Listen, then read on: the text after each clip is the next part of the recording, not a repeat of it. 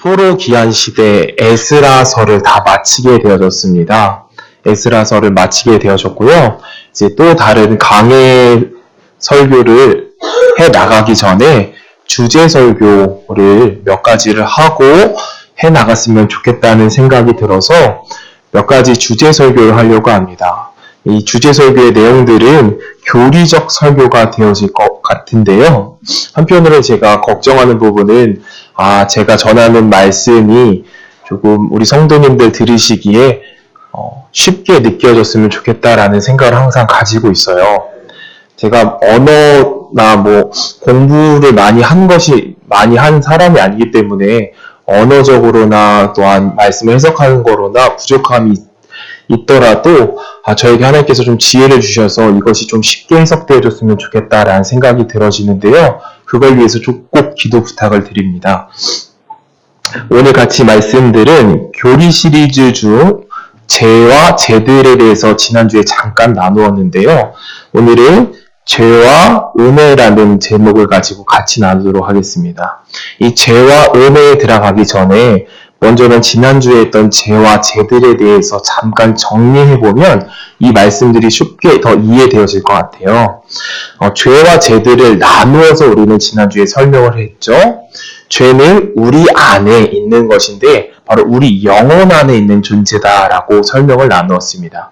우리 영혼 안에서 나를 지배하고 나를 다스리고 나로 하여 유혹하여서 무엇을 만들어내길 원한다라고 이야기를 나누었죠. 죄들을 만들어내고 싶어한다라고 나누었습니다.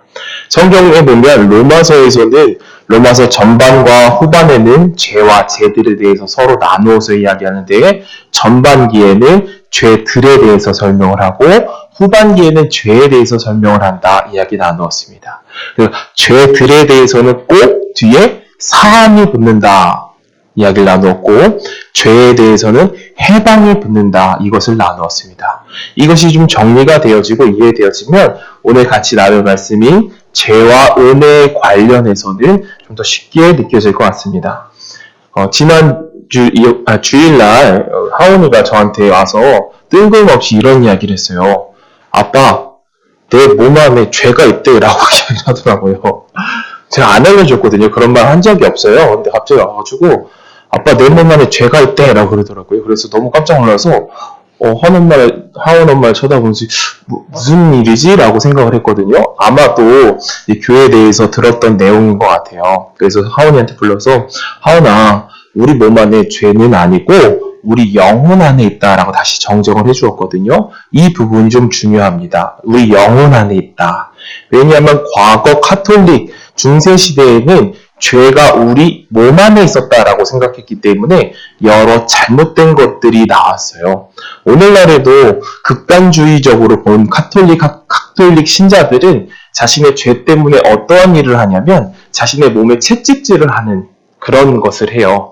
내 몸에 죄가 나온다 생각해서 죄를 다스려야지 하고 채찍질을 하거든요. 근데 오늘날 기독교 내에서도 이 죄에 대해서 잘못 이해하게 되어지면 죄가 내 몸 안에 있다라고 생각을 하면 어떤 일을 할까요? 극단적 금식 같은 걸 하는 겁니다. 금식을 심하게 한다거나 혹은 내가 이것을 수행하고 고행해야겠다라고 생각해서 다른 쪽으로 가게 되어지거든요. 이걸 짚고 넘어가도록 하겠습니다. 죄는 우리 영혼 안에 있다라는 것을 짚고 넘어가고 오늘 말씀을 준비하는데 참고했던 서적이나 목회자분들은 존 오웬이라는 분이 있어요. 이 존 오웬이 굉장히 유명한 사람인데요. 이분의 서적은 다 읽어보시면 좋을 것 같습니다. 대부분 부흥과 개혁사라는 그 출판사에서 내는 책들인데요. 존 오웬의 책과 그리고 김남준 목사님도 이 부분을 잘 말해주신 것 같아요. 유튜브를 쳐보셔도 이 죄와 은혜에 대해서 설명한 강의들이 몇 가지 있는데 참고하시면 충분히 도움이 되실 것 같습니다. 먼저 말씀 구절을 보도록 하겠습니다. 로마서 5장 12절부터 21절까지 한 절 한 절 교독하면서 받아가도록 하겠습니다.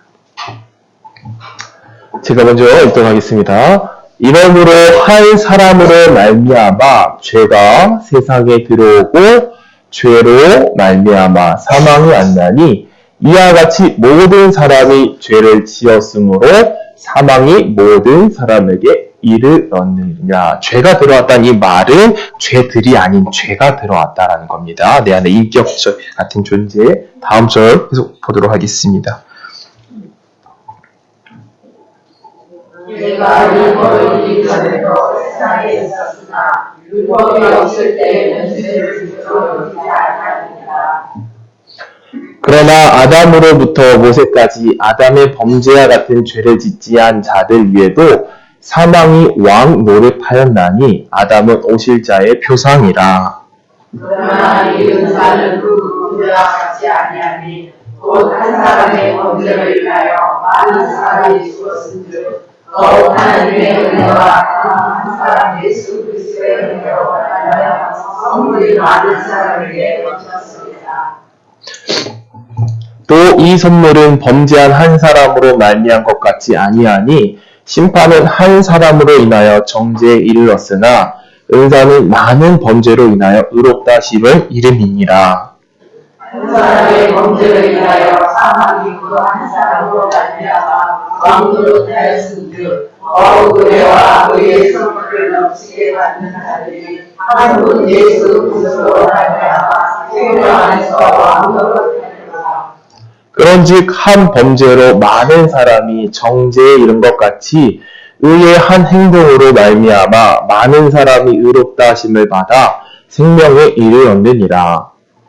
한 사람의 순종치 아니하고 많은 사람이 죄인인 것 같이 한 사람의 순종하심으로 많은 사람이 의인이 되리라. 율법이 가입한 것은 범죄를 더하게 하려 함이라. 그러나 죄가 더한 곳은 은혜가 더욱 넘쳤나니. 아멘. 네. 21절까지인데요. 예. 제가 아멘을 이제 다시 읽도록 하겠습니다. 이는 죄가 사망 안에서 왕노릇한 것 같이 은혜도 또한 의로 말미암아 왕노릇하여 우리 주 예수 그리스도로 말미암아 영생에 이르게 하려 함이니라. 아멘. 사람마다 직업을 가지고 있고 직분을 가지고 있습니다. 저도 역시 교회에 대해서는 전도사라는 직분을 갖고 있는데요. 이 직분이 뭐 계급을 나타내는 것은 아닙니다. 성경에서 보면 이 죄라는 존재가 자신의 위치와 자신의 존재, 자신의 직업에 대해서 설명을 하는 부분이 있는데요. 로마서 5장 14절, 오늘 본문 말씀 14절 한번 볼까요? 14절입니다. 그러나 아담으로부터 모세까지 아담의 범죄함 같은 죄를 짓지 않은 자들 위에도 사망이 왕 노릇하였나니 라고 적혀 있습니다. 죄의 삭은 사망이라고 말하고 또한 죄는 우리 안에서 어떤 노릇을 한다라고 성경에 기록하고 있죠. 우리 안에 거주하면서 왕의 위치로서 있다라는 겁니다. 왕의 위치. 죄의 위치는 내가 이것을 거부할 수 있고 거절할 수 있고 그런 존재가 아니라 죄가 내 안에서 왕 노릇하기 때문에 왕처럼 나를 다스리고 나를 반역하게 만들고 나를 지배한다라는 것을 먼저는 기억을 하는 겁니다.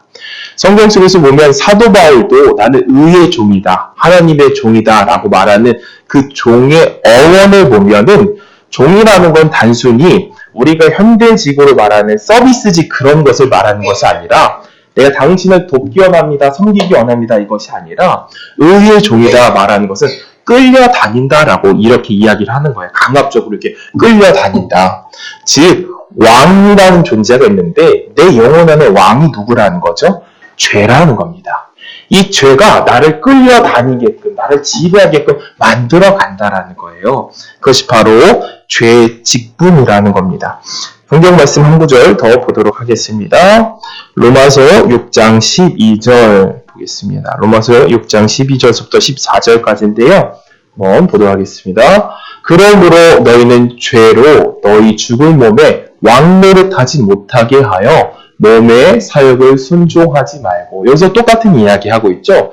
죄가 우리 몸에서 무슨 일을 한다라는 거예요? 왕노릇을 하고 있다라는 거예요. 13절입니다. 또한 너희 지체를 불의의 병기로 죄에게 드리지 말고 오직 너희 자신을 죽은 자 가운데서 다시 산 자같이 하나님께 드리며 너희 지체의 의를 병기로 하나님께 드리라 라고 이야기를 하고 있는데요. 이것이 그런데 쉽지가 않은 겁니다. 왕에게 거절하실 수 있는 분 계세요? 아무도 없겠죠? 저도 거절을 할 수 없을 거예요. 만약 오늘날 왕의 제도라는 것은 없지만, 신분제도가 아니게 왕의 제도라는 거 없지만, 우리나라에서 최고 권력자라고 생각되어지는 대통령이 나에게 무언가를 명령을 하고 뭘 해달라고 한다면 우리가 쉽게 거절할 수 있을까요? 거절할 수 없다는 거죠.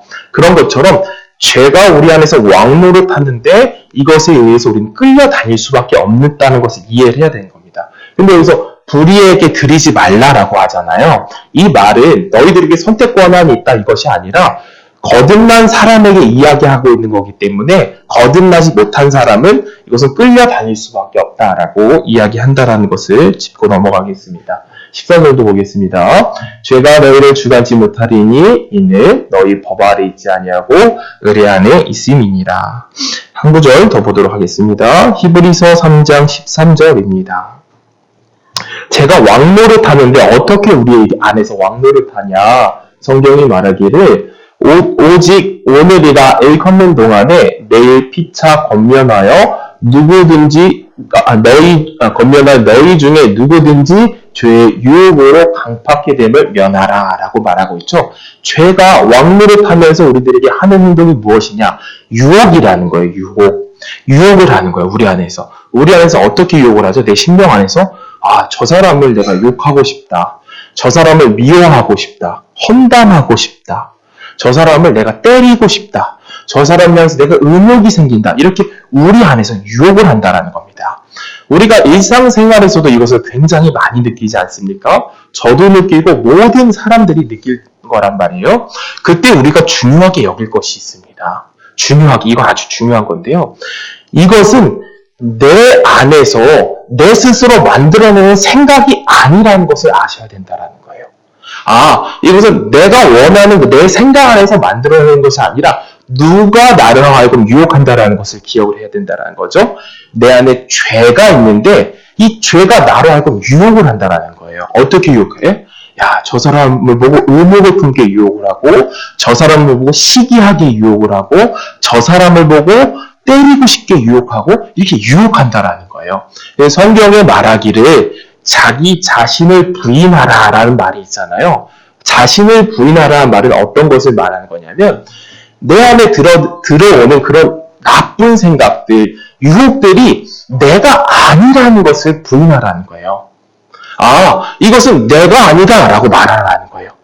이 안에 유혹들, 내 안에 나오는 그 죄성들, 죄의 미혹들, 이것은 내가 아니다 라고 이야기하라는 거죠. 이것은 내가 아니라 내 안에 내주하고 있는 누구다? 죄다. 내 안에 내주하고 있는 죄다. 그럴 때 우리는 그때 무엇을 해야 될까요? 예수 그리스도의 십자가를 기억을 하고 또한 선포를 하는 겁니다. 내 안에 있는 죄들로 하여금 내가 있을 곳이 아니다라고 명령할 줄 아셔야 된다는 거죠.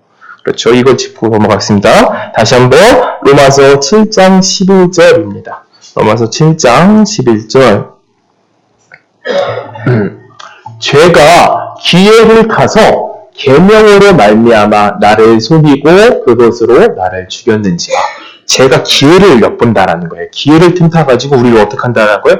유혹을 한다라는 거예요. 유혹. 그러니까 죄라는 존재를 어떻게 생각을 하셔야 되냐면 일반적으로 일반 종교에서 말하는 죄들은 무엇이죠? 범죄 행위들을 죄라고 말하죠. 범죄 행위들. 그런데 성경이 말하고 있는 것은 죄와 죄들에 대해서 구분해서 이야기하고 있는데 죄라는 것이 인격체 같다라는 거야. 인격체. 내 안에 또 다른 나와 같다라는 겁니다. 그것을 기억을 해야 된다라는 거죠. 내 안에 또 다른 나가 나로 하여금 자꾸 지배하려고 하고 나로 하여금 자꾸 망치려고 한다라는 거죠. 실제로 이 사람 안에 있는 다중인격에 대해서 많은 영화들이 할리우드에서도 나오고 그랬는데요. 오늘날 뇌 과학을 연구하는 사람, 심리학자에 의해서 밝혀진 실제 이론은 무엇이냐면 과거에는 100년 전까지만 해도 사람 안에는 자아가 단 하나라고만 여겼어요. 자아. 내 안에 있는 자아는 단 하나다라고 여겼거든요. 근데 최근래 들어와서 밝혀진 연구 결과로는 자아가 여러 개가 있다는 겁니다. 우리 안에 여러 자아가 있다는 거예요.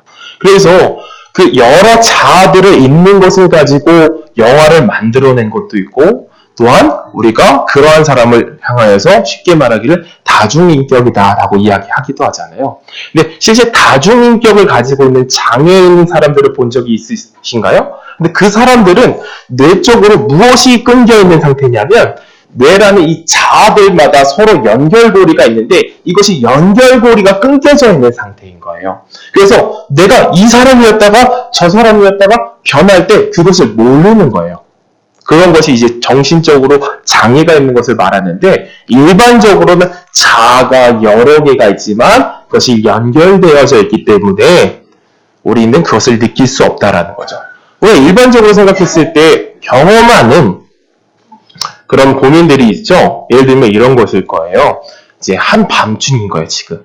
시간이 한 11시쯤이 된 겁니다. 11시가 되는데 배가 너무 출출한 거예요. 이 출출한데, 날씨도 춥고 그러는데, 라면 하나 먹고 잤으면 좋겠다. 뜨끈한 국물에다가 밥도 말아먹고 라면 하나 먹고 잤으면 좋겠다. 근데 내 마음속에 몇 가지 마음이 생길까요? 두 가지 마음이 생기는 거죠. 한쪽에서는 어떤 마음이 생기죠? 야, 인준아, 그래. 야, 뜨뜻하게 밥 한 번 말아먹고 자라는 마음이 생길 때고, 또 한편에 또 어떤 마음이 생기죠? 이거 분명히 내일 아침이라면 후회할 텐데 라는 마음이 생긴단 말이에요. 이렇듯 내 안에서도 이렇게 여러 자아가 있잖아요. 그와 같다라는 거예요. 죄라는 인격체가 나로 하여금 어떤 것으로 유혹을 하는 거죠? 자꾸 죄들을 만들어내기 위해서 유혹을 한다라는 거예요. 근데 그 유혹이 얼마나 강한지 성경에서 말하기를 어떠한 존재라 그래요? 왕 같다라는 거예요. 왕. 이것을 거부할 수 없고, 이것을 이겨낼 수 없고, 이것에 해방되어질 수 없는 그런 왕 같은 존재라고 성경이 이야기를 한다라는 겁니다.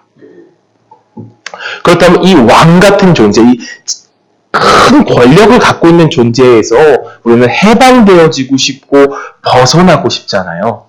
이것에 대해 지배받고 싶지 않다라고 누구나 느낄 거예요. 그렇기 때문에 우리는 우리 마음속에 어떤 마음이 생기느냐? 어찌할꼬? 라는 마음이 생기는 거죠. 어찌할꼬? 주님, 어떻게 해야 됩니까? 이 연약한 저에게 어떻게 해야 될지 방법을 알려주세요. 라고 하는데, 이것을 바로 성경은 회개라고 합니다. 회개. 이것을 바로 회개라 그래요. 우리가 일반적으로 알고 있는 회개는 무엇이죠? 일반적으로 알고 있는 죄들을 회개한다라고 생각을 하잖아요. 죄들. 그래서 수련회 같은 때도 저도 어렸을 때 갔을 때, 제가 중학교 3학년 때 교회에 대한 열심이 있었어요. 친구 따라갔다가 교회 생활 너무 재밌는 거예요. 그래서 대단히 열심히 많았거든요. 근데 기도하는 시간이 됐는데 무엇을 기도해야 될지 모르겠더라고요. 그래서 형한테 물어봤죠. 친형이 아닌 그 교회 형에게, 형, 제가 기도를 해야 되는데 기도할 줄 모르겠어요. 그러니까 너가 기도하는 시간에 너가 생각나는 죄들 있지? 죄를 다 하나씩 생각을 해. 그걸 하나하나씩 기억하는 거야. 그러다 보니까 한 10분이 지나니까 생각이 나질 않네요. 형, 생각이 잘 나질 않아요. 라고 하니까 형이 그 어렸을 적에 지었던 죄들 있지? 그것도 생각나는 대로 기도하라는 거예요. 그 기도가 어렸을 적으로 점점 내려가다니까 몇 살까지 내려가는 거예요. 어머니 태 속에 있는 데까지 내려가요. 태 속에. 내가 엄마 어렸을 때 젖꼭지를 세게 깨문 것 같습니다. 이런 것까지 죄를 회개하게 되거든요. 성경은 그것에 대해서 당연히 죄들에 대해서도 회개하라고 하지만 본질적인 죄에 대한 회개를 이야기하고 있다는 겁니다. 죄에 대한 회개는 무엇이라는 거죠? 주님, 어찌해야 됩니까? 내가 도저히 가망성이 없는 사람입니다. 단 1%의 가망도 없는 사람입니다. 이것에 대해서 해방되어질 수도 없고 이길 수도 없고 내가 승리할 수도 없는 사람입니까? 주님 도와주세요 하는 것이 바로 회개라는 겁니다. 그것이 바로 회개인데요. 이 해방에 대해서 제가 좀 쉽게 설명하려고 잠깐 예화를 들어봤는데요. 제 군대에 있었을 때 사실은 제 군 생활을 굉장히 편하게 했던 사람 중에 한 명이에요. 남들이 이렇게 군대 이야기하면 제가 사실 공감을 잘 못해요. 막 힘들었던 이야기도 하고 막 하잖아요. 근데 공감을 잘 못하는 편이거든요. 제 군대 생활이 너무 쉬웠거든요. 일반적으로 그 육군에 나온 사람이라면 훈련 이름이 갑자기 생각이 나질 않네요. 유격 훈련 있죠? 유격 훈련 남성분들은 다들 아실 거예요. 유격 훈련장에 갔던 것을 다 이야기를 할 겁니다. 막 그때 그 몇 번째 좀 힘들지 않았냐 이렇게 이야기할 텐데 저는 공감을 못해요. 왜냐면 한 번도 가지를 않았어요. 제가 한 번도 다녀오지 않았거든요. 어떻게 들어갔는데 군 생활이 그 군종병이어서 빠지고 뭐에서 빠지다 보니까 단 한 번도 가보지를 않은 거예요. 그래서 이것에 대해서 좀 비유를 할 때 우리 성도님들이나 우리 지사님들이 좀 비유가 너무 잘못했다 하진 않을지 모르겠지만 제가 좀 노력해서 한번 설명을 해보자면 이런 것 같습니다. 군대라는 것은 권력을 가지고 있고 지배를 하지 않습니까? 사람을? 그래서 군대 안에는 내 마음대로 행동을 할 수 없는 겁니다. 내가 하고 싶어도 그 권력자 때문에 내 힘을 발휘할 수 없는 거예요. 그렇죠? 군대에 있는 선임이라든지 더 대장이라든지 연대장님이라든지 이런 사람에 의해서 지배를 받고 있단 말입니다. 지배를 받고 있어요. 그러면 이 군대 생활을 하면서 어떻게 할까요? 모든 사람들이 군대에 더 있고 싶다라고 생각할까요? 아니면 빨리 해방됐으면 좋겠다, 빨리 전역했으면 좋겠다라고 생각할까요? 당연히 후자겠죠. 빨리 해방되어졌으면, 빨리 전역했으면 좋겠다라고 생각을 할 겁니다. 근데 전역하는 방법이 무엇밖에 없어요? 기다리는 수밖에 없잖아요. 그런데 어느 날 제 옆에 실제 동기 친구가 저는 군종병으로 착출을 가서 다른 부대에 전입을 갔었는데 그 친구가 저한테 찾아온 거예요. 야, 어떻게 찾아왔어? 물어보니까 자기가 운동을 하다가 십자인대가 파열이 되어져가지고 전역하게 됐다 그러더라고요. 어떤 사건으로 인해서 그 친구가 군대에서 벗어나게 되어진 거예요. 해방되어지게 됐단 말입니다. 이 해방이라는 것이 우리 성경에서 말하고 있는 신자 안에서 죄 해방이라는 것이 어떤 사건으로 인해서 해방되어졌다라는 거예요. 그 사건이 바로 무엇이냐? 우리 성경 말씀 쭉 봐가면서 이야기해 보도록 하겠습니다.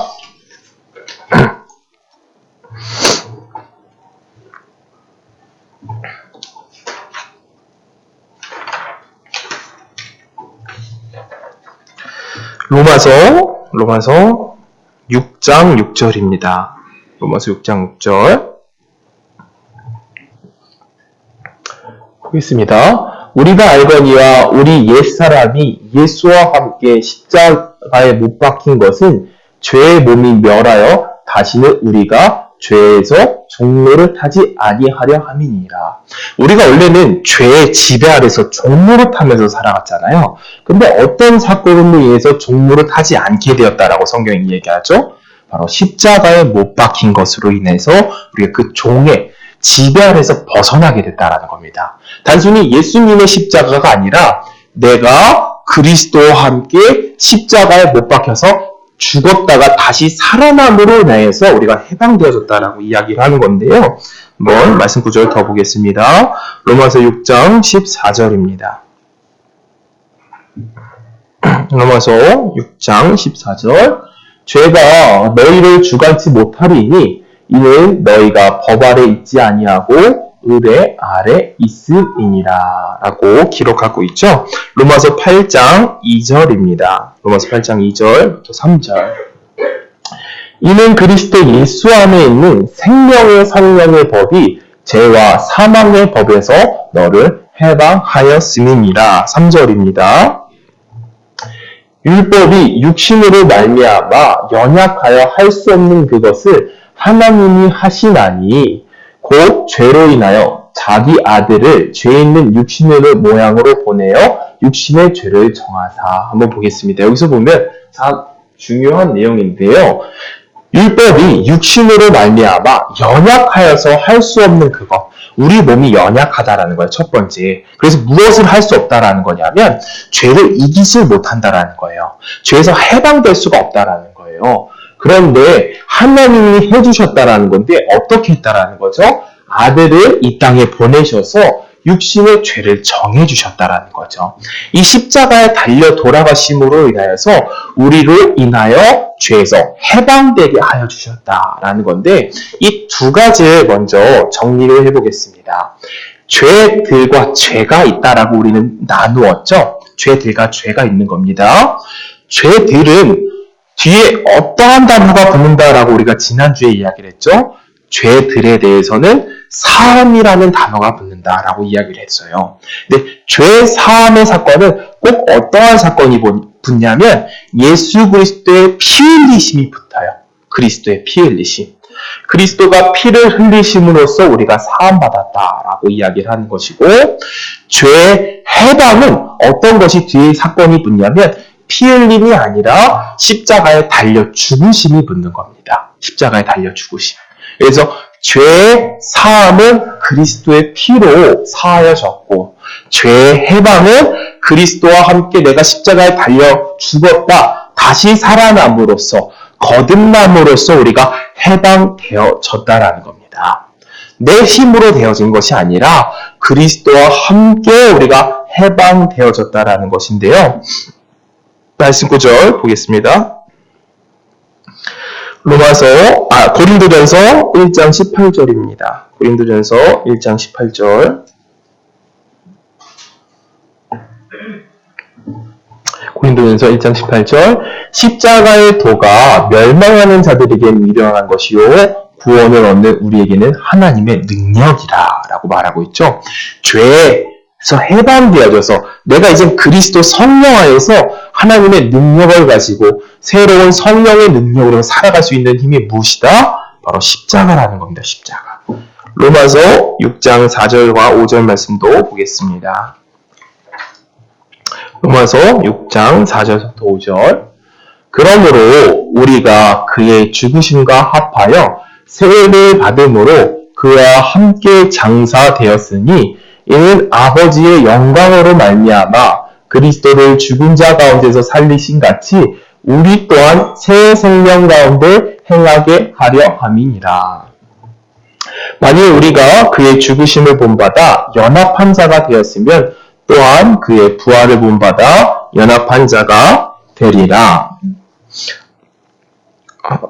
14절까지 읽어보도록 할까요? 긴 내용이니까 6절, 7절부터 교독하도록 하겠습니다.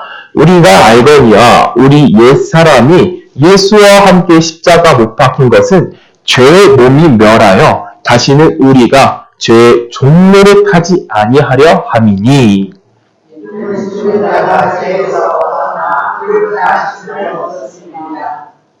만일 우리가 그리스도와 함께 죽었으면 또한 그와 함께 살 줄을 믿노니 이는 그리스도께서 죽으라 함에서 사셨으니 다시 죽지 아니하시고 사람이 다시 그를 주장하지 못할 줄 아느니라.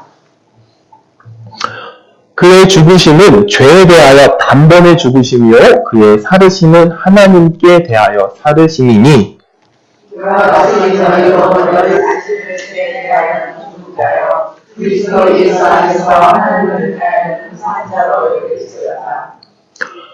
그러므로 너희는 죄로 너희의 죽을 몸에 왕노릇하지 못하게 하여 몸의 사역을 순종치 말고 또한 너희 주제를 우리에게 만들어 죄인을 지지 말고 오직 너희 자신을 죽은 자 가운데서 다시 산 자같이 하나님께 드리며 너희 주제를 우리에게 만들어 하나님께 드리라. 죄가 너희를 주관치 못하리니 이는 너희가 법 아래 있지 아니하고 은혜 아래 있음이니라. 아멘. 여기까지 잠시 정리를 해보도록 하겠습니다. 처음 내용서부터 정리를 해보도록 하는데요. 죄와 죄들에 대해서 지난주서부터 이야기를 했고 오늘의 주제는 죄와 은혜에 대해서 이야기를 나누고 있는 겁니다. 죄라는 것은 우리 어디에 있다라고 이야기를 나누었죠? 우리의 영혼 안에 있다. 죄라는 것이 단순히 어떤 행동이 아니라 그것이 인격체와 같은 존재이고 그것이 내 안에서 무슨 노릇한다라고 나누었죠? 왕노릇한다. 왕노릇함으로써 나로 하여금 무엇을 자꾸 만들어내는 것이죠? 죄들을 만들어내는 거예요.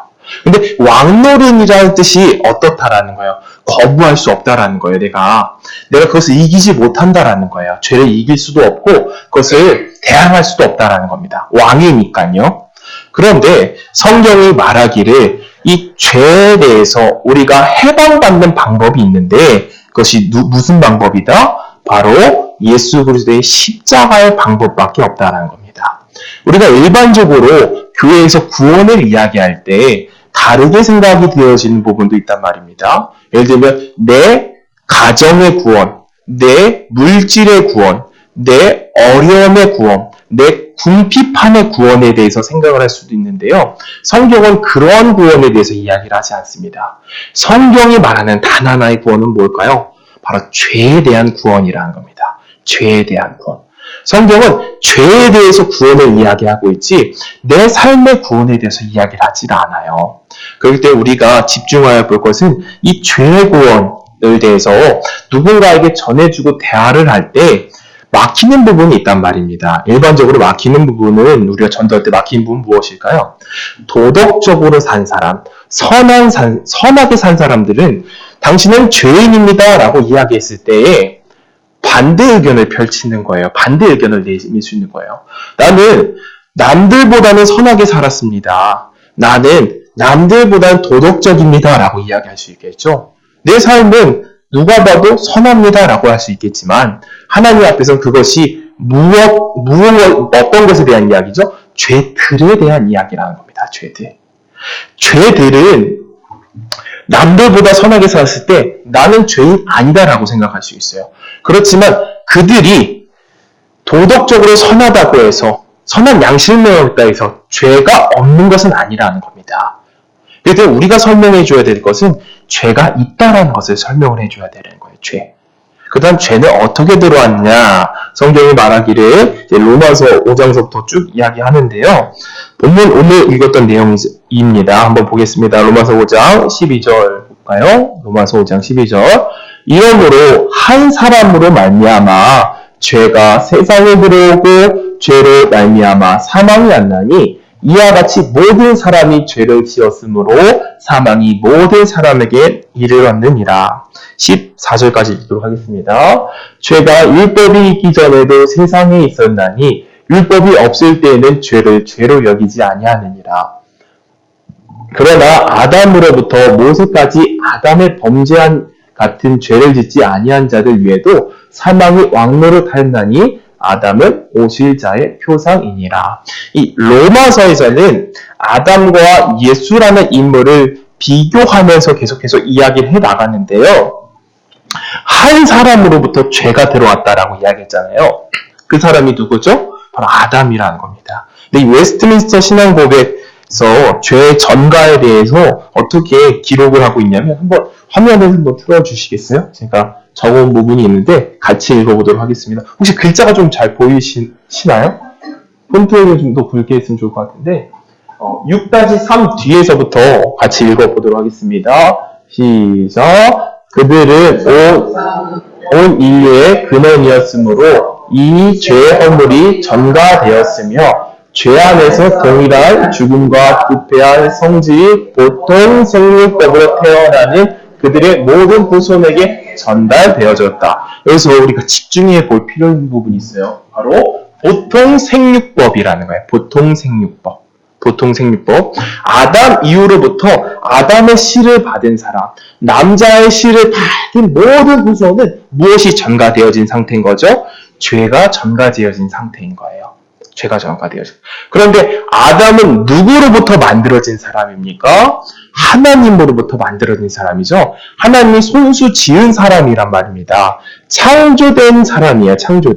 그렇다면 아담 말고 다른 예수님은 우리가 일반적으로 사람들이 생각했을 때 예수님도 사람이니까 죄인 아니야 라고 이야기를 한단 말이에요. 그렇죠? 너희들이 말하는 죄는 아담으로부터 흘러왔다는데 예수님도 죄인이잖아, 사람이니까 이렇게 이야기할 수도 있다는 거죠. 근데 예수님은 어떠한 존재라는 거예요? 보통 생육법으로 온 존재가 아니라는 거예요. 예수님은 아담처럼 어떻게 되어진 존재죠? 창조되어진 존재라는 거예요. 창조되어진 존재. 아담도 창조가 되어졌죠? 창조되어진 자는 무엇이 없던 존재예요? 죄가 없는 거예요. 하나님으로부터 났기 때문에. 그렇죠? 하나님으로부터 난 아담은 죄가 없는 상태인 겁니다. 그러니까 예수님도 하나님으로부터 마리아의 태를 빌려서 나오셨지만 하나님의 신비로 인해서 남자의 씨를 받지 아니하고 이 태 안에서 창조되어져서 나오신 분이잖아요. 그러니까 무엇이 없는 상태인 거예요? 죄가 없는 상태인 거예요. 죄가. 예수 그리스도가 죄가 없기 때문에 우리의 유일한 어떠한 사람이 될 수 있다는 거죠? 죄를 해방시켜 줄 수 있는 사람이 될 수 있다는 겁니다. 아담은 인류의 대표였습니다. 그렇죠? 아담은 인류의 대표였어요. 두 번째 대표로 누가 오신 거예요? 똑같이 죄 없는 인간이 유혹에 넘어와서 죄를 진 것처럼 예수님도 똑같은 인류의 대표로 오셔서 어떤 것을 해결하신 거예요? 죄에서 해방을 시키려고 오셨다라는 겁니다. 이것이 이해가 되어지면 아하, 예수님만이 해방시켜 주실 수 있는 분이구나. 그분만이 말씀해 주시는 분이구나. 그런데 이제 사람들이 이야기를 하는 겁니다. 어떠한 사람들 뭐라고 이야기하죠? 나는 도덕적입니다. 나는 깨끗합니다. 당신이 말하는 것을 믿지 못하겠습니다. 나에게 죄가 없다, 죄가 있다라는 것을 증명해 보세요. 라고 예수님에게 말했던 사람들이 많이 있었죠. 근데 예수님께서 그러한 사람들에게 무엇이라고 말했을까요? 바로 마태복음 27장 28절을 들어서 이야기를 하시는 건데요. 한번 보겠습니다. 마태복음 5장 27절과 28절입니다. 또 간음치 말라 하였다는 것을 너희가 들었으나 나는 너희에게 이르노니 여자를 보고 음욕을 품는 자마다 마음에 이미 간음하였느니라 라고 이야기를 하는데요. 예수께서 율법을 다시 해석하시는 거예요. 그러면서 무엇이라고 말하는 거죠? 너희가 죄들을 만들어내지 않았어도 네 안에 무엇이 있으면 죄가 있다라는 거예요. 네 안에 그것을 만들어내는 마음이 있다라고 하면 너가 죄가 있다라는 거예요. 이 사람들은 무엇을 이야기했을까요? 나는 죄들이 없습니다라고 예수님께 말했단 말이에요. 바리새인도 말하고 사두개인도 말하고 SNF파 사람들도 모두 다 이야기를 하는 거예요. 나는 죄들이 없습니다. 선하게 살았습니다. 라고 말하지만 예수님은 뭐라고 말하는 거죠?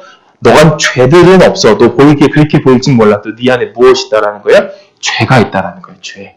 그것을 만들어내는 마음, 내 안에 인격체, 그런 죄라는 인격체가 있어서 너에서 왕노릇하면서 그 마음을 품게 한다라는 겁니다.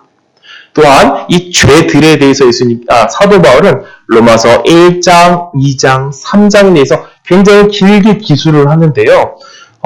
로마서를 누구나 읽고 싶어하고 굉장히 귀한 책이라고 생각을 하시잖아요. 저도 그렇게 생각을 해요. 로마서, 이 땅에 모든 성경은 없어져도 로마서와 요한복음만 있으면 구원받을 수 있다라는 말이 사람들이 전해오는 것처럼 굉장히 중요한 책입니다. 로마서를 읽는 방법이 쉽게 읽는 방법이 있어요. 어떠한 것이냐? 5장 12절까지는 어떠한 관점으로 보는 거예요? 사도 바울이라는 사람이 죄들에 대해서 이야기하고 있구나. 그런 관점으로 보시면 되고, 로마서 5장 12절 이후서부터는 죄에 대해서 이제 설명하고 있는 것이구나 라고 이해하시면서 집에서 읽어보시면 굉장히 쉽게 이해가 되어져요. 초반 부분에 대해서 왜 죄들에 대해서 이야기할까요? 너희들이 죄가 있다라는 겁니다. 이것들을 나열을 하면서, 그리고 네 안에 죄도 있다라는 겁니다. 그러니 누가 필요하다? 예수 그리스도가 필요하다라고 하는 건데요. 말씀 구절 한번 몇 구절 보도록 하겠습니다. 로마서 1장 28절부터 32절까지 한번 보겠습니다. 28절부터 32절까지 교독하겠습니다. 또한 저희가 마음에 하나님 두기를 싫어하며, 이 죄들을 말하는 거거든요. 계속하는데, 근데 이 죄가 죄들을 만들어내잖아요. 죄가 있기 때문에 내 안에 죄라는 인격체, 그런 존재가 있기 때문에 뭘 하기 싫어하는 거예요? 하나님을 마음에 두기 싫어하는 거예요. 근데 우리가 주변에 보면 내 가족이건 내 친구건 내 옆에 있는 직장 동료건 예수님을 믿기 싫어하는 사람들이 있죠. 하나님 나 믿기 싫어, 뭔지 모르겠어 하는 친구들도 있을 테고 자녀들도 있을 테고 많은 사람들이 있단 말입니다. 그럼 뭐가 지배하고 있는 상황일까요? 죄가 그를 지배하고 있는 거예요. 그 영혼은 원래는, 그 사람은 본래는 하나님이 보기 아름다운 사람이에요. 그런데 그 안에 뭐가 지배하고 있는 거예요? 죄가 지배하고 있는 거예요. 죄. 그런 이런 말도 있잖아요. 죄는 미워하되 무엇은 미워하지 말라? 사람은 미워하지 않는 거예요. 우리는. 저거 죽여 살려 이게 아니라 죄를 미워하는, 그 안에 있는 죄. 내 자식이라든지 내 가족이라든지 그 안에 있는 죄를 미워하셔야지 저거 내가 이렇게 하시면 안 된다라는 거죠. 저도 우리 하원이 서원이를 보면서 이놈들이 앞에서 예배를 잘 드려야 되는데 맨날 여기 담에 올라와 있는 거예요. 이 예배 시간에. 저 우준이 형 여기 설교하는데 그런다 그러더라고요. 저도 저희 아이들을 보면서 어떤 생각을 보면 될까요? 하원이 서원이 안에 죄가 저렇게 하는구나 라고 생각하면 되겠죠? 한번 읽어보도록 하겠습니다. 하나님 두기를 싫어하며 하나님께서 저희를 그 상실한 마음대로 내어버려 두사 합당치 못한 일을 하게 하셨으니 모든 우리의 시위, 살인, 분쟁, 사기, 악의가 나타난 자요, 수군수군하는 자요, 비방하는 자요, 하나님의 미워하시는 자요, 능욕하는 자요, 교만한 자요, 자랑하는 자요, 악을 도모하는 자요, 부모를 거역하는 자요. 우매하는 자요, 배역하는 자요, 조롱하는 자요, 무자비한 자다. 여기서 이 31절 마지막 부분에 30절 마지막 부분에 이 부모를 거역하는 자가 하는데 갑자기 제 얼굴에 머릿속에 서원이가 떠오르더라고요. 제 머릿속에 우리 서원이 안에 죄라는 것이 있어서 그 막 떠오르더라고요. 한번 말씀 구절 또 보겠습니다. 로마서 2장 21절 말씀 볼까요? 로마서 2장 21절. 그러면 다른 사람을 가르치는 대로 내가 내 자신을 가르치지 아니하느냐? 도적질 말라. 반포하는 내가 도적질하느냐? 22절. 가늠하지 말라 하는 내가 가늠하느냐? 우상을 가증히 여기는 내가 신사 물건을 도적질하느냐? 말씀 구절 한 구절 더 보겠습니다. 로마서 3장 9절서부터 18절까지 교독하도록 하겠습니다. 그러면 어떠하뇨? 우리는 나으뇨? 결코 아니와. 유대인이나 헬라인이나 다 죄 아래 있다고 우리가 이미 선언하였느니라. 깨닫는 자도 없고 하나님을 찾는 자도 없고 다 치우쳐 한 가지로 우익하게 되고 선행하는 사람은 하나도 없도다. 저희 목구멍은 열린 무덤이요 그 혈액은 속임을 베풀며 그 입술에는 독사의 독이 있고 그 입에는 저주와 악독이 가득하고 그 발은 피를 흘리는데 빠른지라. 하늘과 고생이 그 길에 있어 평강의 길을 알지 못하였고 저희는 앞에 하나님의 존재와 없느니라. 네, 이것들이 죄들이라는 거죠. 사도 바울이 설명을 할 때 죄가 있기 때문에 죄들이 나오는데 이러한 내용들이다라고 이야기를 해주고 있습니다. 그렇기 때문에 우리는 이런 죄들에 대해서 이야기했을 때 참 마음이 불편해요. 우리 안에 죄가 있어서 이런 것들이 나오는구나. 마음이 불편하다. 그렇다면 우리에게 좋은 소식이 있다라는 겁니다. 좋은 소식. 그것이 어떤 소식이냐? 여기까지 잠시 정리하도록 하겠습니다. 이 좋은 소식을 전하기 전에 정리를 해보는 거예요. 우리 안에 무엇이 있다라는 거죠? 죄가 있다라는 거죠. 이 죄가 왕노릇해서 죄들을 만들어내기 시작을 하는데 이 죄가 어떻게 하면 어떠나갈 수 있을까 하는 것이 무엇이라는 거예요? 회개라는 거예요. 회개. 회개가 되어지고 주님께서는 우리들에게 어떠한 소식을 전해주셨죠? 예수 그리스도라는 분을 보내주셨다라는 거예요. 예수님이 이 땅에 오셔서 우리를 위해서 피를 흘려주셨는데 그 피는 뭐에 대한 사함이다? 죄들에 대한 사함을 이야기하는 것이고 십자가에 죽으신 것은 무엇을 하는 거죠? 죄의 해방에 대해서 이야기를 하는 겁니다. 해방에 대해서. 죄의 해방에 대해서 이야기하는 건데 이제 우리가 죽었다가 예수님과 함께 죽었다 다시 살아났죠. 이제 다시 살아났단 말입니다. 그러면 우리 안에 어떠한 일들이 찾아오게 되어지느냐? 바로 성령이라는 분이 찾아오게 되어지는 거예요. 성령이라는 분. 성령이 내 안에 찾아오셔서 내 안에 이제 죽었다 살아난 나 안에 찾아오셔서 어떤 일을 이제부터 행하시게 되어지느냐? 이것을 우린 나라라고 지난 시간에 표현했어요. 죄에 대한 나라가 있고 성령에 대한 나라가 있다. 그런데 이것이 내 안에 두 나라가 존재한다라는 거예요. 죄의 법을 따르려고 하는 죄의 세력이 있고 하나님 뜻을 쫓아 살려고 하는 성령의 세력이 있다는 겁니다. 근데 십자가의 사건을 통하여서 우린 죄에서 해방되어졌죠. 마치 우리나라가 과거의 일제시대 때에 누구의 속박 안에서 살고 있었어요? 일본 사람들 안에서 속박 안에 살고 있었단 말입니다. 네, 해방이 되어졌죠. 대한독립 만세하면서 해방이 되어졌어요. 대한독립 만세한 사람들에게는 이제 그 나라가 다시 회복되어지기 시작을 하는데 이 나라 안에는 누가 남아있는 거예요? 일본 순경들이 아직 남아있는 거예요. 아직. 일본 순사들이 남아있는 거예요. 그런데 일본 순사들이 지금부터 우리를 괴롭혀도 돼요? 안 돼요? 안 되는 거죠. 왜? 우리는 이미 해방되어졌기 때문에 더 이상 괴롭힐 수가 없는 겁니다. 그렇기 때문에 당신 나를 괴롭힐 수 없습니다. 당신 내게서 이런 것을 행할 수 없습니다라고 명하는 거죠. 그렇죠? 성경이 그렇기 때문에 우리들에게 이야기하는 겁니다. 의의 법을 쫓고 은혜를 쫓으라. 너희가 이미 해방되어졌다라는 겁니다. 그리스도의 은혜를 따르라. 마음속에서 그러한 죄의 잔존들이 남아있을 때에는 그것을 바라보지 아니하고 부인을 하라는 거예요. 이것은 내가 아니다. 이제 나는 그리스도 안에서 성령 안에서 새 사람이 되어졌다. 거듭났다. 이것은 내가 아니고 이제는 나는 새로 태어난 사람이다. 라고 하는 것이 바로 은혜 안에 있는 사람들이 해야 되는 삶이다. 라고 이야기하는 건데요. 말씀 구절을 한번 보도록 하겠습니다. 본문 말씀 한번 볼까요? 로마서 5장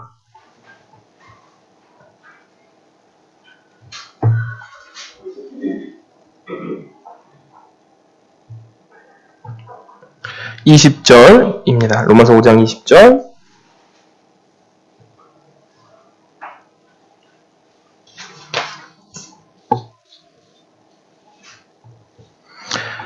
율법이 들어온 것은 범죄를 더하게 하려 함이라. 그러나 죄가 더한 것에 은혜가 더욱 넘쳤나니 은혜가 이제 더욱 넘친다라는 거예요. 성령께서 오셔서 우리에게 작동하는 방식이 있는데 그것이 은혜예요. 성령님이 쓰시는 도구가 어떤 거냐면 바로 은혜라는 겁니다. 은혜가 우리에게 더욱 넘치게 되어졌는데 이는 죄가 사망 안에서 왕노릇한 것 같이 은혜 또한 의로 말미암아 왕노릇하여 우리 주 예수 그리스도로 말미암아 영생에 이르게 하려 함이니라 라고 하고 있죠. 본래 과거에는 우리가 누구의 지배를 받고 살았어요? 죄라는 왕의 지배를 받고 살았다는 겁니다. 근데 그 죄라는 왕이 쫓아나게 되어지고 새로운 왕이 오셨어요. 그 왕이 누구라는 거예요? 바로 예수 그리스도신데 그 예수 그리스도가 이것을 다스리는데 나를 다스리는데 어떠한 방식으로 다스리기 시작하느냐? 은혜라는 방식으로 다스리기 시작한다는 거예요. 은혜라는 방식으로. 그래서 우리가 자꾸만 은혜를 사모하게 되어지는 거예요. 하나님 말씀을 듣고 싶어하고 하나님 일을 따르고 싶어하고 하나님을 만나고 싶어하고 기도하고 싶어하는 누가 나를 다스리기 때문이라는 거예요.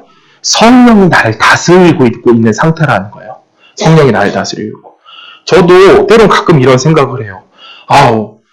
어떤 생각을 하냐면 믿고 싶지 않은데도 믿어지는 거예요. 이게 자꾸 끌려가듯 한다라는 거죠. 내가 누군가에 끌려가듯 성령에 의해서 지배를 받음으로 자꾸 끌려가는데 그 끌려가는 방향이 어디인 거예요? 예수 그리스도 안으로 끌려 들어가는 거예요. 이것이 성령이 나를 지배하는 상태라는 겁니다. 이제는 과거에 죄가 나를 지배하던 상태가 아니라 은혜가 나를 다스리고 성령이 다스리는 상태인데 자꾸 어디로 끌고 간다? 그리스도 안으로 끌고 들어간다. 다시 한번 말씀 보도록 하겠습니다. 로마서 6장 보겠습니다.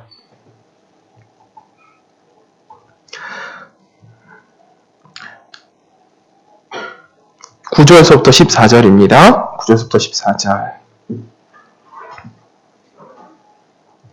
14절. 이는 그리스도께서 죽은 자 가운데서 다시 사셨으며 다시 죽지 아니하시고 사망이 다시 그를 주장하지 못할 줄을 알미노라. 교독하도록 하겠습니다. 그의 살으심은 하나님께 대하여 사시니 이와 같이 너희도 너희 자신을 죄에 대하여 죽은 자요 그리스도 예수 안에서 하나님에 대하여 산 자로 여길지어다. 그러므로 너희는 죄로 너희 죽을 몸에 아무런 하지 못하게 하여 몸의 사욕을 순종치 말고 또한 너희 지체를 불의의 병기로 죄에게 드리지 말고 오직 너희 자신을 죽은 자 가운데 다시 산 자 같이 하나님께 드리며 너희 지체의 의를 병기로 하나님께 드리라. 제가 너희를 주하시고 있는 너희가 말을 잊지 아니하고 내 안에 있으리라. 아멘. 이제는 누구 안에 들어가게 되어진 거예요? 성령 안에, 은혜 아래 지배받게 되어져 있는 상태라는 거예요. 우리 여기 지금 우리 성도님들 다 모여 계시잖아요. 우리가 왜 이 교회로 이끌려 올까요? 이 교회라는 공동체를 우리가 왜 만들어가고 있을까요? 은혜가 우리를 지배하고 있기 때문입니다. 하나님께서 우리를 지배하고 있기 때문에 자꾸 하나님 품으로 모아가시는 거예요. 자꾸 모아가시는 상태다. 그것이 성경이 이야기하고 있는 겁니다. 로마서 8장 2절과 3절 말씀 보겠습니다. 이는 그리스도 예수 안에 있는 생명의 성령의 법이 죄와 사망의 법에서 너를 해방하였음이니라. 율법이 육신으로 말미암아 연약하여 할 수 없는 그것을 하나님이 하시나니 곧 죄로 인하여 자기 아들을 죄 있는 육신의 모양으로 보내어 육신의 죄를 정하사라고 적혀있죠. 이제 그리스도께서 이렇게 우리 교회 공동체를 이루어 가시는데 하나 짚고 넘어가도록 하겠습니다. 우리가 그러면 지금 현재 어떠한 상태이냐? 현재는 어떠한 상태이냐? 구원파 같은 경우에는 이렇게 이야기해요. 구원파는 2단입니다. 구원파는 2단이에요. 구원파 같은 경우에는 우리는 예수 그리스도 안에서 죄를 사함받았기 때문에 이제 죄가 없다라고 가르쳐요. 죄가 없다. 그들이 말하는 죄가 없다라는 것은 무엇을 구별하지 못하기 때문에 죄가 없다라고 말하냐면 자꾸 성경에서 죄 사함에 대해서 이야기를 하잖아요. 죄가 사함받았다, 죄가 속해졌다 이야기이기 때문에 그들은 죄와 죄들의 구별을 하지 않았기 때문에 죄가 없다라고 하는 것은 죄 사함에 대해서만 이해하고 있기 때문이에요. 이해하고 있기 때문에. 그런데 우리의 현재 상태는 어떠한 상태이냐? 죄들은 하나님께서 기억하시지도 않아요. 하나님께 그들 추궁하시지도 않아요. 나중에 이제 천국에 갔을 때. 그렇지만 현재 아직 천국에 가기 이전의 상태에는 내 안에 어떠한 것이 남아있을까요? 죄가 남아있는 거예요. 죄들은 다 사함으로 해결받았어요. 근데 죄가 남아있는데 어떠한 상태인 거냐, 죄가. 아까 나로 표현을 했잖아요, 나라. 이게 아주 연약한 상태라는 겁니다. 아직 반란 세력이 조금 남아있는 상태라는 거예요. 해방은 되어졌어요. 우리나라도 해방되어졌을 때 그 안에 아직 누가 남아있었어요? 일본 사람들이 남아있었죠? 그와 같은 상태라는 겁니다. 그와 같은 잔존 세력들이 우리로 하여금 자꾸만 유혹하게 하고 괴롭히는 데에 우리가 힘쓸 것은 무엇이라는 거예요? 사실은 없어요. 우리가 힘쓸 것은. 왜? 은혜가 더욱 크기 때문에, 은혜가 우리를 다스리기 때문에 우리가 자꾸 끌어당긴다는 겁니다. 그래서 성화는 누가 주체라는 거예요? 성령이 주체라는 거예요. 우리가 주체하지 않는다라는 거예요. 깨끗하게 사십시오. 거룩하게 사십시오. 선을 행하십시오 하기 전에 우리가 먼저 기억해야 될 것은 무엇일까요? 성령의 법이라는 겁니다. 성령의 법. 죄와 사망에서 성령께서 나를 지배하고 다스리는 상태다. 왕의 말을 거역할 수 있을까요? 거역을 못하는 겁니다. 은혜라는 왕이 나를 다스리기 시작한다라는 거예요. 은혜라는 왕이. 그래서 자꾸만 어떻게 이끈다? 하나님 품으로 이끄신다. 그런데 과거의 청교도 사람들은 이렇게 이야기를 했어요. 청교도 시대.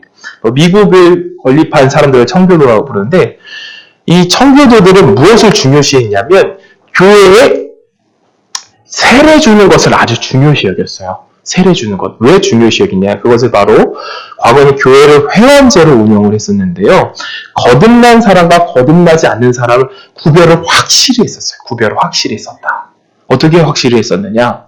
이 사람, 그때는 모임이 있었고 회의를 하는 그런 장로직들이 있었거든요. 장로직들이 모여서 이 사람이 거듭나지 않았으면 세례를 주질 않았던 거예요. 거듭나지 않았으면. 거듭났다라는 건 뭐예요? 은혜 아래 들어가 있는 상태를 말하는 거거든요. 은혜 아래 자꾸만 그리스도 안에 빨려 들어가는 그 상태. 그러한 사람들만 세례를 주고 성도를 모집을 했단 말이에요. 그렇기 때문에 그 공동체 안에서는 그 청교도라는 공동체 안에서 어떤 중심이었느냐? 죄에 대해서 깨끗해지려고 하고 하나님에 대해서 열심을 모으려고 하는 사람들이 그 구심점이 되다 보니까 자꾸만 번성해 가는 거예요. 자꾸만 번성해 가는 거예요.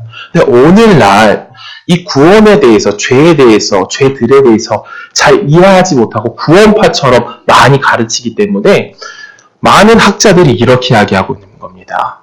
교회가 망하는 이유는 성도가 없기 때문이다라고 이야기하는 거예요. 성도.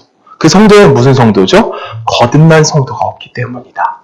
누가 주축이 되고 있기 때문이다. 거듭나지 못한 사람들이 직분을 갖고 있고 거듭나지 못한 사람들이 위에 앉아있기 때문에 교회가 자꾸 사람이 원하는 방향으로 가고 있는 것이다 라고 많은 책들에서 저술을 하고 있어요. 우리가 바라는 방향은 무엇입니까? 바로 우리가 어떻게 해서든지 하나님이 원하시는 성경적인 교회를 만들어가기 원하는 거예요. 거듭난 사람이 모여서 은혜 안에 이끌려서 하나님이 원하는 방향으로 우리 교회를 이끌어가길 원하는 게 저희 공동체잖아요. 그렇기 때문에 조금은 어렵지만 이 교리가 조금 중요한 것 같습니다. 제가 생각할 때에는. 말씀 구절 이 8장 2절까지 읽었고 여기까지 이제 말씀을 정리를 하는데요. 이 부분에서 좀 더 재미있고 쉽게 이해하고 싶으시면 제가 저번에 지난주에 추천을 드렸던 반지의 제왕 영화를 보시면 참 유익합니다. 반지의 제왕 영화. 그때 광고를 못 들으셨던 분이 있었기 때문에 잠깐만 제가 이 반지의 제왕 영화를 소개하고 기도하도록 할 텐데요. 아유, 박전도사가 아주 타락했구만. 강단 위해가지고 뭐 반지의 제왕 영화를 이제 소개를 한다니 이거 아주 이상한 길로 가는구나. 그것이 아니라 이 J.R. 돌킨스라는 반지의 제왕을 저술한 그 사람은 독실한 천주교 신자였어요. 독실한 천주교 신자. 이제 개신교는 아니었고요. 천주교 신자였는데 그는 이 책을 쓰기로 한 이유가 무엇이었냐면 성경의 세계관을 이야기하고 싶었어요. 성경의 세계관. 이 성경의 세계관을 책에 다 저술한 내용이 반지의 제왕이라는 책인데 이 반지의 제왕에 보면 여러 가지 인물들이 나오지 않습니까? 뭐 기억하시는 분들이 있을 테니까 같이 생각을 해볼게요. 이 반지는 무엇을 상징한다? 반지의 제왕에서 죄를 상징한다는 거야. 죄. 그래서 반지를 이고 가는 그 주인공이 나오는데 이 프로데라는 인물이 자꾸 이 반지를 보면서 유혹을 받아요. 유혹을 계속 받는 거. 이거 끼고 싶다. 위험이 느낄 때 내가 이거 가지고 도망쳐버리고 싶다. 막 이런 유혹을 많이 받거든요. 이 죄 속성이라는 거예요. 죄의 속성. 그리고 그 인물 중에 한 명이 늙은 할아버지가 나와요. 간달프라는 마법사 할아버지는 누구를 상징하는 인물이냐면 전체적으로 그렇진 않지만 바로 예수 그리스도를 상징하는 인물이에요. 예수님. 그래서 1탄에서 발록이라는 악마를 만나서 싸우는데 지하로 떨어지거든요. 그 예수님께서 십자가에 달려 돌아와서 지옥에 떨어지시는 그 모습을 그리는데 거기서 떨어졌다가 2탄에서 부활을 해요. 부활을 하는데 어떤 옷을 입고 등장하느냐? 원래 회색 옷을 입고 있거든요. 회색 옷. 회색 옷의 상징도 있어요. 회색 옷은 무엇과 무엇이 섞여 있는 상태예요? 하얀과 검정이 섞여 있는 상태죠. 죄와 악이 섞여 있는 상태라는 거예요. 그런데 부활할 때 어떤 옷을 입고 오죠? 흰색 옷을 입고 등장한단 말이에요. 많이들 아시네. 많이 보셨나 봐요. 예, 그 흰색 옷을 입고 하거든요. 그런데 2탄에서 마지막 부분에 보면 대전투가 일어났는데 이 오크라는 막 이런 얘기를 간단히 될지 모르겠어요. 오크라는 악마들이 나와요. 악마들. 그래서 막 도끼로 막 사람 죽이거든요. 점점 밀고 들어오는데 오크들이 힘이 세가지고 그것은 뭐 사단의 생각을 상징을 하겠죠. 그래서 점점 밀려나다가 거기에 남아있던 몇 명의 사람들이 간달프가 이야기해준 이야기가 생각나는 거예요. 어떤 이야기가 생각이 나느냐? 저기 때가 되어지면 저 동쪽에서 누가 등장할 거야 라고 이야기하거든요. 동쪽에서 누가 등장을 하냐? 간달프와 그의 병사들이 나팔 불면서 등장을 하는 거예요. 나팔 불면서 등장하면서 그 오크들 다 때려 부시거든요. 자꾸 뭐 오크라고 이야기하면 웃기지만 예수님의 부활의 상징, 예수님의 재림을 상징하는 거예요. 예수님 재림하실 때 뭘 불면서 오세요? 나팔 불면서 오시죠? 나팔 불면서 모든 것을 물리치는 그 이야기를 한단 말이에요. 그래서 결국에는 그 반지 염증대들이 모여가지고 결국에 어디까지 이르느냐? 반지를 버리는 장소까지 가게 되어지는데 그 반지를 버리려고 하는데 옆에 같이 왔던 동료 2명이 있었습니다. 동료 한 명은 골룸 하는 그 골룸이 있고 한 명은 샘이라는 있는데 그 골룸은 죄의 지배 아래 놓여 있는 사람을 의미해요. 죄의 지배 아래 놓여 있는 사람. 그래서 얼굴이 흉측하죠? 흉측하단 말이에요.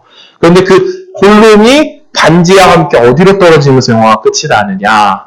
바로 불구덩이에 떨어지면서 끝이 난다라는 겁니다. 그 반지의 제왕 이야기가. 바로 죄의 지배 아래 놓여 있는 사람의 심판에 대해서 이야기를 하는 거예요. 불구덩이에 떨어지고 반지가 없어지면서 끝이 나는데 반지가 없어진 뒤 세상이 어떻게 영상에서 처리를 하느냐, 뿌옇게 보이는 거야. 아주 환하게, 영상에서 환하게 처리를 하면서 그 사람들이 즐겁고 뛰어노는데, 그 호빗이라는 사람들이 주인공이거든. 키가 작고 연약한 사람? 그것이 인간이란 말이에요. 인간의 모습, 연약한 존재. 그런데 그 호빗에게 무엇을 줄까요? 마지막 장면에서 그 왕이라는 사람이 왕관을 벗어주는 겁니다. 왕관을 벗어줘요. 그 호빗이 왕관을 받게 되어지거든요. 그래서 박수를 받아요. 사람들의 환영을 받고. 그것이 우리의 미래라는 겁니다. 우리는 결국에 이 죄에서 해방되어져서 나중에 천국에 올라갔을 때에 값없이 무엇을 얻게 되어질까요? 왕권을 누리게 되는 겁니다. 왕관을 얻게 되어지는 거예요. 하나님과 함께 다스리는 자가 되어지는 겁니다. 그것이 반지의 제왕이 말하고자 하는 우리 기독교 세계관인 겁니다. 꼭 한번 보시기를 추천드립니다. 저도 하원엄마에게 허락을 받아서 9,000원에 그 KT 결제를 해서 어제 봤습니다. 우리 성도님들도 큰 돈이 아니시니까 보시면 재미있으실 것 같아요. 네, 기도하겠습니다.